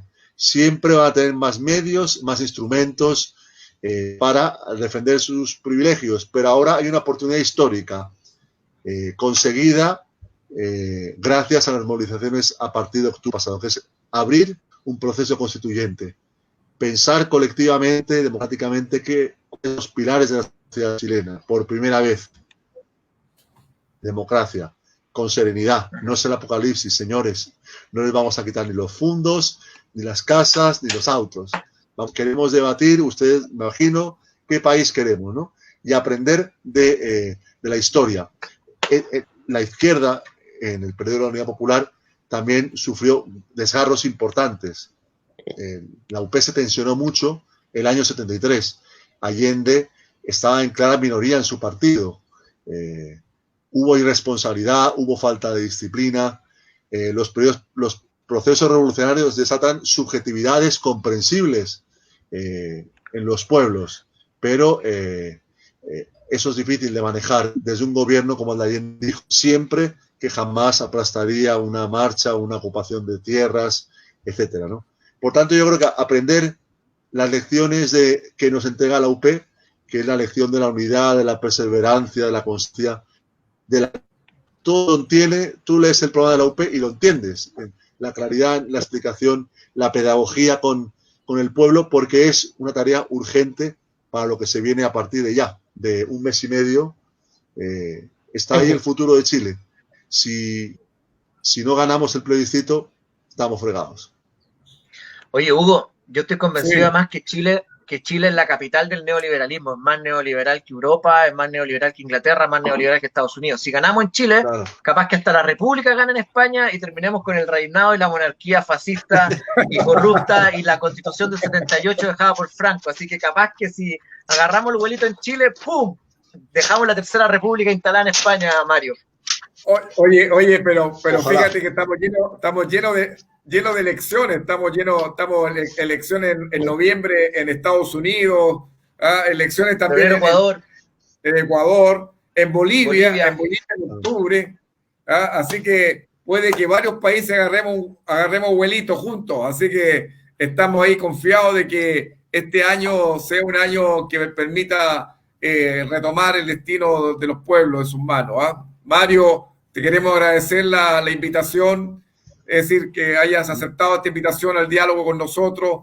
Todos te tenemos mucho cariño en nuestro país, todos hemos disfrutado de tus libros y por supuesto la invitación a leer Entre la araña y la flecha, la trama civil contra la unidad popular, que por supuesto es un libro necesario y en este contexto que estamos viviendo hoy de los 50 años de la unidad popular también es muy pertinente tenerlo ahí, el libro de cabecera. Así que cordialmente todos invitados a leer, a comprar el libro de Mario, y para nosotros un gusto haber tenido Mario en este programa, y también vamos a estar juntos en unos días más cuando estemos celebrando el mismo día, 4 de septiembre, 4 y 5 de septiembre, estemos celebrando nada menos que los 50 años de la Unidad Popular en este seminario internacional que se va a realizar en nuestro país y que espero que tenga todo el éxito y la relevancia que corresponde a una fecha tan emblemática en nuestro país. Así que todos cordialmente invitados también a ese seminario internacional. Y Mario, bueno, para que te puedas despedir de nuestra gente. Bueno, un abrazo, Fernando, Patricio, Hugo, el compañero técnico que está detrás de todo el operativo. Ojalá nos podamos ver pronto y un saludo muy grande a los compañeros y las compañeras en Chile. Esta semana corresponde recordar al presidente Allende, recordar a don Lucho Corbalán, recordar a Carlos Lorca, recordar a todos aquellos compañeros y compañeras que construyeron la Unidad Popular con décadas de trabajo político, de lucha, de perseverancia, y que abrieron aquel 4 de septiembre del año 70, que también era viernes como este año, de par en par las puertas de la historia. Gracias, Mario. Un fuerte abrazo. Un fuerte abrazo. Bueno, Chao, Mario. te despedimos, Mario. Nosotros acá continuamos Saludos. con Patricio Meri, que nos sigue informando. Chao, Mario. Que estés bien. Gracias por todo. Gracias, Chao. gran invitado que he tenido hoy. Qué felices hemos estado hoy. Bueno, estamos con un amigo, con Mario, con quien hemos comentado parte relevante de la historia de Chile, que como él bien lo decía, hay actores que fueron de primer orden para que el golpe de Estado se diera en este país. Estos actores Patria y Libertad, el Partido Nacional, la Democracia Cristiana, y hay partidos que como este último no han hecho ninguna mea culpa de todo el dolor que le causaron al pueblo chileno y que le siguen causando hasta el día de hoy. Así que, bueno, y vamos a hablar ahora con Patricio. Pato, qué gusto estar nuevamente conversando. ¿Cómo va el mundo? ¿Para dónde va? ¿Para dónde vamos? Estamos condenados a vencer, Hugo, estamos condenados a vencer. El tema es que nos vamos a demorar un poco, pero estamos condenados a vencer. Mira, están pasando cosas bien interesantes. Antes, un pequeño comentario amoroso. Impresionante el conocimiento que tiene y cómo se repite la historia, Hugo. Qué triste cómo se repite la historia. Los camioneros, los marinos, la prensa, el Mercurio. Al final, los mismos monos, solo renovados, como 2.0. Pero bueno, son los mismos golpistas de siempre. Mira, el mundo tiene novedades interesantes. En Ecuador sigue la disputa presidencial. hay una posibilidad de que Rafael Correa pueda ser candidato a la vicepresidencia junto con el economista de 35 años Andrés Arauz. Hoy día salieron unas declaraciones muy importantes del ex policía Raúl Chicaiza, que era de la Dirección de Inteligencia de la Policía, que él denunció a Rafael Correa por el secuestro del caso Balda en Colombia, pero Chicaiza, que está en Argentina y que pidió asilo político en Argentina, dice que él fue presionado por Julio César Trujillo, el ex transitorio que falleció ya, que fue el presidente de este Consejo de Participación Ciudadana, que cambió el fiscal, cambió todo y hizo el golpe de Estado en Ecuador. Este fue la mano siniestra de Lenín Moreno, Julio César Trujillo. No es muy conocido en Chile, pero él fue el factotum que movió todo esto, lo habría presionado directamente mientras Chicaiza estaba en la cárcel para que incriminara a Rafael Correa. Con esto se cae el caso Balda, Hugo, y ya empieza a salir toda la basura, toda la mugre que ha implementado Lenín Moreno en el Ecuador para demostrar que esto fue una operación de inteligencia para involucrar al expresidente Rafael Correa, que no tuvo ninguna participación en este supuesto secuestro. Hay que recordar que Fernando Balda es un paramilitar ecuatoriano ligado a Álvaro Uribe Vélez, el paraco narcoterrorista colombiano que actualmente está con arresto domiciliario por todos sus crímenes de lesa humanidad. Él era un traficante de armas, traficante de drogas, involucrado en venta de artículos de inteligencia, de vigilancia, también con una red de trata de personas en España, específicamente en Zaragoza, y este tipejo, Fernando Balda, es el que acusa a Rafael Correa y empieza todo un montaje comunicacional para tratar de destruir la imagen de Correa. Actualmente hay una batalla legal impresionante en Ecuador para que pueda competir Rafael Correa. Han cambiado 3 veces el reglamento, como lo explicaba Frank Color, y es una situación bastante compleja. Tengo una buena noticia, nuestra amiga Sofía Espín ya está en el Ecuador, va a encabezar la lista asambleísta en el Distrito 1 en Guayaquil, en Guayas, que es una de las zonas más pobladas del Ecuador, donde tenemos bastantes amigos compitiendo. Los chilenos estamos muy atentos a lo que está sucediendo. En el resto del mundo, la situación en Bolivia sigue en resistencia, en paro. Se supone que ya deberían haber elecciones prontamente en octubre. Han cambiado 5 veces la fecha de elección. En España, yo no le quería decir más a Mario, pero no sé si ustedes saben que en España está prohibido hablar del rey. Si tú hablas del rey en contra del rey, te pueden meter preso a través de la ley Mordaza. Es una violación a la libertad de expresión. Nosotros creemos que los europeos son muy avanzados, pero no son tantos.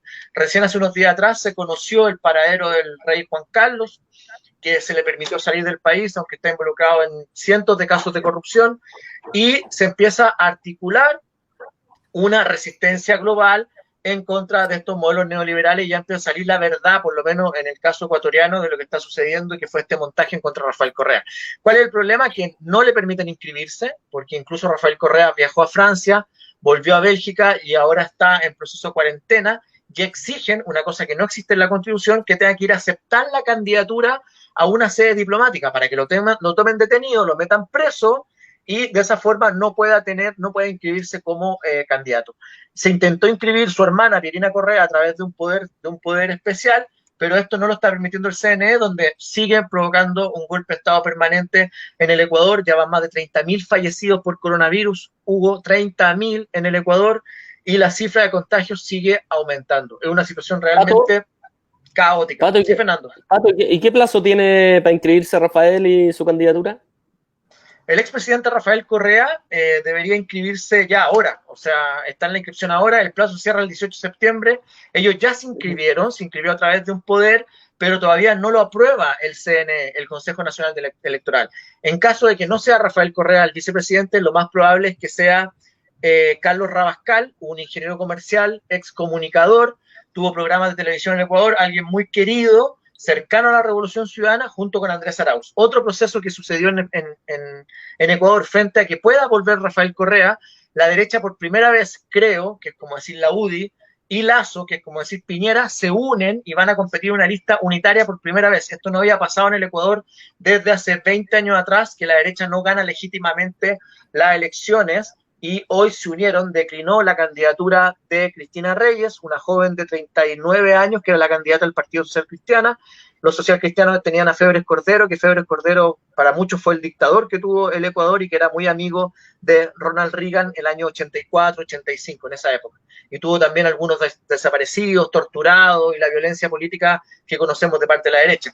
Se une la derecha frente al miedo de que vuelva Rafael Correa, porque a pesar de todos los ataques comunicacionales, a pesar de todos los ataques judiciales, Rafael Correa sigue marcando el correísmo y la Revolución Ciudadana más de 40 puntos de adhesión, lo que le podría dar un triunfo en primera vuelta. Pero creo que la situación en Ecuador está muy compleja, Fernando, Hugo, y esto puede explotar en cualquier momento, porque además la crisis económica ya se habla de 1 millón de desempleados, y una crisis que sobrepasa el menos 15 puntos del PIB de crecimiento. O sea, la recesión que viene en un país dolarizado, además, recordemos que Ecuador no tiene moneda propia, podría significar el crash financiero o lo que se llama técnicamente el default.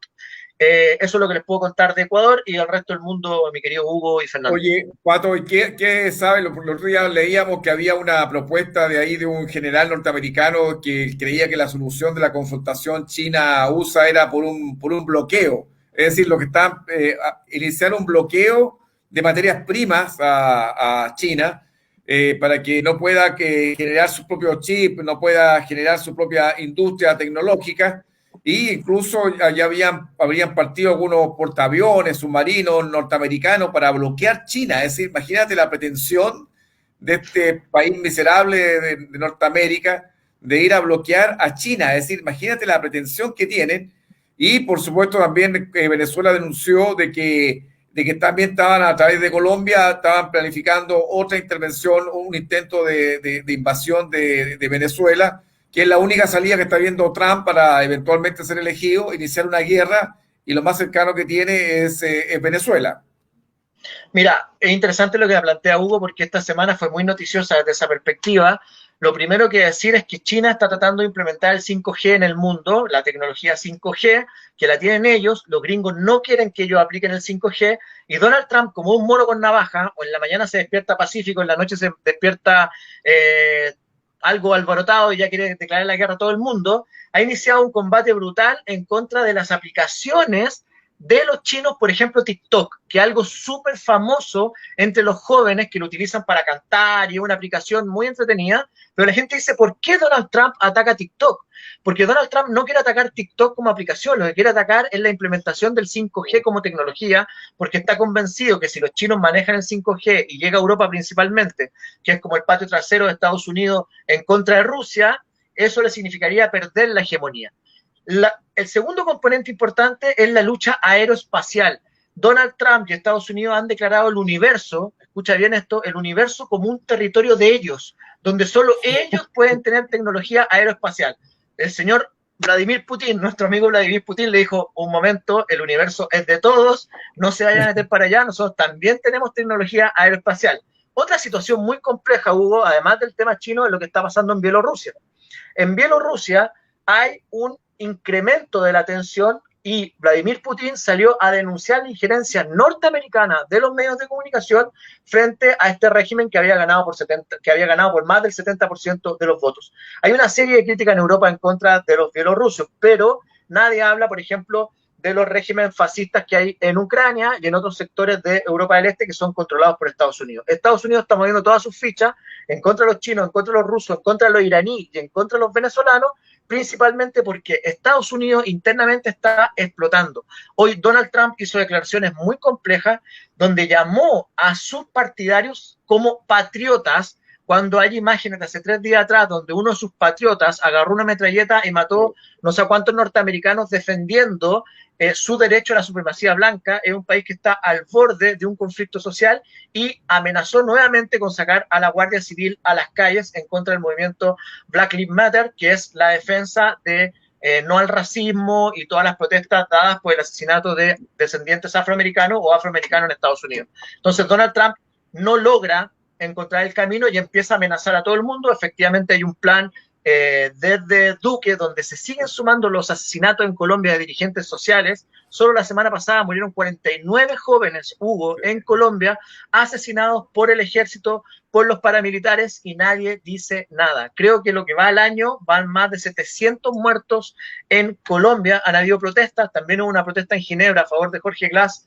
y en contra del gobierno de Duque, pero todo el mundo queda callado. Yo les apuesto que en Chile no se dice nada de estas noticias, es como si no existiera el mundo y solo existiera Chile, el señor Pineda y su pésimo manejo de la economía y la pandemia. Pero están pasando muchas cosas, está el conflicto en Bielorrusia, está lo que tú decías, la tensión con los chinos y la implementación del 5G.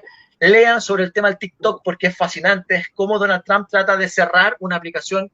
Facebook intentó comprar una de sus marcas de competencia y también una de sus aplicaciones. O sea, los gringos están desatados, vueltos locos, tratando de parar su guerra civil, y para eso atacan al resto del mundo, donde la pandemia está absolutamente desatada. Otra cosa muy importante que está pasando en el mundo es la crisis económica provocada por el Brexit en Reino Unido, donde los dardos ya empiezan a apuntar al conservador Boris Johnson, porque se está acabando la comida. Escucha, primera vez que Inglaterra tiene problemas de abastecimiento producto del Brexit. Como se salieron de la Comunidad Europea y hay bloqueos por todas partes, ya no hay acuerdos comerciales con Inglaterra y eso está provocando un desabastecimiento en Reino Unido, lo cual tiene por el borde a Boris Johnson. La semana pasada también fue el juicio contra Julian Assange, que no se pudo realizar porque no estaban las garantías suficientes. Le agregaron 27 cargos nuevos los norteamericanos a Julian Assange, lo cual le podría dar un presidio sobre los 150 años o la pena de muerte si es que llega a Estados Unidos, del cual no se conoce todavía cuáles son todos los cargos de los cuales acusan a Julian Assange. El mundo se está moviendo más rápido de lo que pensamos, Hugo, y esto no aparece ni en la televisión chilena ni en la prensa escrita porque se hacen los locos, pero estamos en una situación muy, muy compleja. Oye, pero aparecen Barba Roja, que a veces tenemos más sintonía que otros medios. Donde podemos lo metemos, ahí estamos, rompiendo el cerco comunicacional. Bueno, esa es la idea, pues, y justamente después, cuando empiece el proceso constituyente, bueno, el proceso constitucional, ¿ah? Ahí hay que empezar a romper también todas las estructuras de poder que van a impedir que tengamos una constitución democrática y un gobierno popular con un programa de transformación de la sociedad. Así que, bueno, todo eso hay que tenerlo siempre, hay que tenerlo presente. Y bueno, agradecerte, Pato, por estar con nosotros, con la conversación con nuestro invitado. Y bueno, ya vamos poniéndole término a este programa, ya llevamos justamente 1h30 de programa, así que, bueno, un gusto, Pato, como siempre, que esté muy Cuídense. bien. A ti también, Fernando. Saludos. Mucha suerte para el 4, estamos atentos. A todos los queridos auditores, súmense el seminario 4 y 5 de septiembre en la plataforma del Partido Comunista, 4 y 5 de septiembre, seminario internacional para, Pato, también estate presente, tú estás ahí, pues, Vale. Todos presentes, porque yo creo que es importante. Imposible no decirlo. Oye, imposible no decirlo. Yo sé que Pato también quiere decir algo. Imposible no decirlo, Hugo, pero mucha fuerza. Bueno, estamos viendo, no estamos en contacto, pero a vencer el 4 nomás con este tribunal asqueroso como el Tribunal Constitucional. Personalmente no hemos visto, pero públicamente también darte todo mi apoyo. Y a vencer nomás. Sabemos que la razón, la justicia está de nuestro lado, la soberanía popular está de tu parte y no tengo duda que aún sin defensa, esto va a ser algo histórico, aún sin defensa vamos a vencer en ese tribunal asqueroso como el Constitucional, Hugo. Hugo, sí, dos cosas sobre el Tribunal Constitucional, pero desde un análisis un poco más objetivo, aunque todo el mundo sabe la cercanía que tengo contigo. Mira, ojo con el fallo de Gustavo Petro y la alcaldía de Bogotá, donde la Corte Interamericana de Derechos Humanos y la Comisión Interamericana de Derechos Humanos establecen que fue ilegal la destitución de Gustavo Petro porque nadie puede pasar por la soberanía del pueblo. Si te llegan a destituir, que el Estado chileno se prepare porque les va a pasar exactamente lo mismo que el caso de Gustavo Petro, que fue sacado de su cargo como alcalde de Bogotá hace 8 años atrás y que la justicia dice que eso no se puede hacer porque nadie puede pasar por encima de la soberanía del pueblo. Como no tienes defensa, eso no lo podemos utilizar en tu defensa, pero sí se lo podemos decir al Tribunal Constitucional, que mucho cuidado porque ya los organismos internacionales han sancionado estas prácticas. Lo segundo, busquen la entrevista de María Luisa Abraham a el medio, creo que fue La Tercera o CIPER, no recuerdo bien, donde ella habla de la corrupción del Tribunal Constitucional y cómo ella va a garantizar que el Tribunal Constitucional no sea corrupto. Yo le quiero decir a María Luisa Abraham que la primera corrupta es ella por permitir este tipo de práctica en contra de un diputado chileno. Ya hay mucha gente observando. Salió una declaración de más de 100 líderes de la izquierda, intelectuales, críticos a favor tuyo, Hugo, y somos muchos, no solo los chilenos, los que estamos preocupados por tu posible destitución, porque no porque sea Hugo Gutiérrez, además porque Hugo Gutiérrez ya era un luchador, sino porque esto pasa por encima de la soberanía popular. Así que, señores del Tribunal Constitucional, mucho cuidado porque ustedes pueden terminar siendo los culpables sancionados internacionalmente por esta práctica absolutamente antidemocrática, mi querido Hugo. Bueno, agradecerte a ti, Pato, Fernando, por supuesto a esos cientos de dirigentes políticos, sociales, culturales, dirigentes de toda América Latina y parte del mundo por su apoyo a esta persona. Efectivamente, tú lo dices muy bien, Pato. Acá no se trata de Hugo Gutiérrez, se trata justamente de la soberanía del pueblo, que fue la que me permitió a mí ser su representante. En consecuencia, aquí están afectando al pueblo en sus decisiones independientes, autónomas que toma el pueblo. Así que el Tribunal Constitucional tome con cuidado todo lo que va a hacer el día 4 de septiembre. Así que, bueno, ahí vamos a ver si hacemos un programa especial de Barba Roja el día 4 de la mañana temprano. Barba Roja en combate. Estaría bueno, estaría bueno, y para que la gente lo sepa, el Tribunal Constitucional ya conoce esa sentencia de la Corte Interamericana de Petro versus Estado de Colombia. La conoce, la tiene. Hoy día puedo contarlo, hablé con el relator de la causa para efectivamente conocer en qué estado está, porque una cosa es no defenderse y otra es no saber en qué está, y mañana en el Pleno se da cuenta específicamente de esta sanción, de esta sentencia de la Corte Interamericana, que es, si uno cambiara el nombre de Petro por Hugo Gutiérrez, exactamente igual. La Corte ha sido clarísima. Estamos hablando de la Corte. Les mando el aviso. Han suscrito. La Corte Interamericana de Derechos Humanos ha sido clarísima respecto a aquellos que han suscrito convenios internacionales, tratados internacionales, como el caso de Chile y como fue el caso de Colombia, no pueden, salvo que sea una sentencia penal, destituir ni inhabilitar representantes populares. Y eso ha sido claro. Entonces el bochorno, lo dijo Gargarella, lo dijo Roberto Gargarella cuando tuvimos un webinar, un foro. Sería un bochorno internacional tremendo, pero bueno, ya está todo dicho, el viernes venceremos. Bien, Chao, adiós. Cuídense. Saludos a todos. Chao, un abrazo. Chao, Fernando, cuídense. Vámonos con Gracias por invitarme. Vamos con Pancho Villa. Felicidades a todos. Gracias a Mario Amarosa, que estuvo con nosotros y nos acompañó. Pues. Fuerza, Chao, fuerza. cuídense. 4.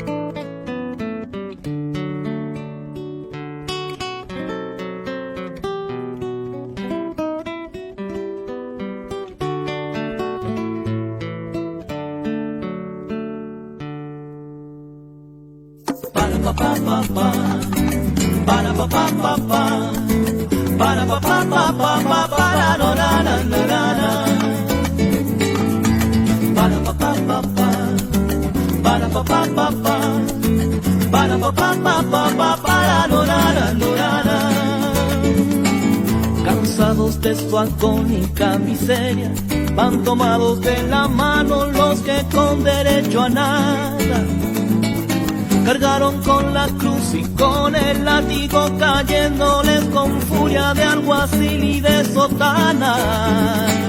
Cansados ya de inclinar la cabeza, cansados ya de contener el hambre, cansados ya de tanta prepotencia, cansados ya del cepo y de la sangre, peregrinando el desierto, van resistiendo el acoso, van con el puño resuelto desafiando al poderoso, van desatando la historia, hombres, mujeres y niños, y en el frente honor y gloria brilla hermoso Luis Emilio.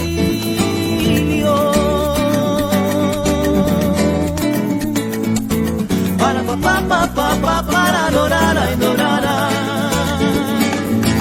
para pa pa pa para pa pa pa para pa pa pa para lorara y lorara. Cansados de guardar sacro silencio, van hermano con hermano por el fuego entrelazados, el fuego que proclama un tiempo inédito de libertad, justicia, paz de sueños realizados. Cansados de pedir ayuda al cielo, cansados de la espera impotente, cansados cansados de llenar el saco ajeno, cansados de hacer rico aquel de siempre, peregrinando el desierto, van resistiendo el acoso, van con el